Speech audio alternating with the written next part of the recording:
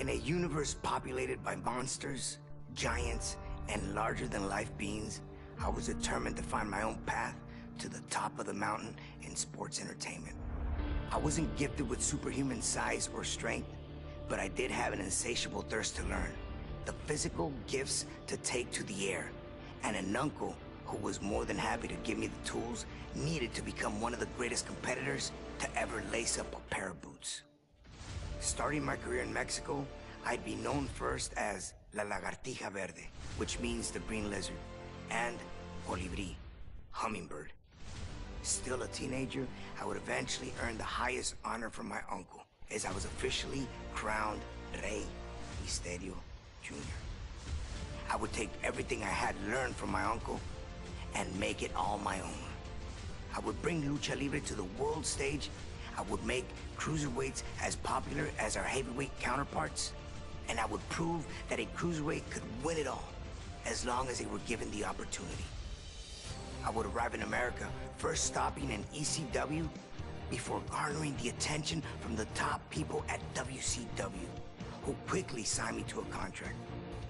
With my foot in the door, it was just a matter of time before I took over the world of sports entertainment. Every step, a battle. Every opponent, a new face who felt they were superior to me. Every match, giving me a new objective to strive to meet. Should I try to weaken their legs? Throw all of my aerial techniques at them? Maybe surprise them with some defensive lucha libre? Take it to the outside? Show off my newest move? By the time I got to the ring, I always had a little mental list of things I wanted to try in order to win. And with every victory, I got another reminder that the best was yet to come.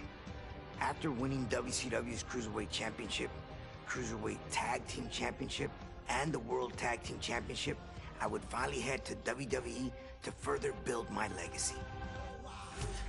In the near 20 years since I debuted in WWE, I have become known as, quite simply, the greatest luchador in sports entertainment history, the greatest masked superstar of all time.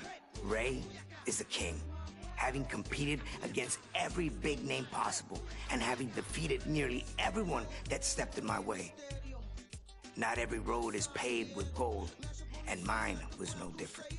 But even when the road gets challenging, there's always opportunity. The opportunity to learn from mistakes, to grow as a competitor, and to get better. I may not have had my hand raised every time out, but there's never been a time where I didn't leave the ring better than when I entered.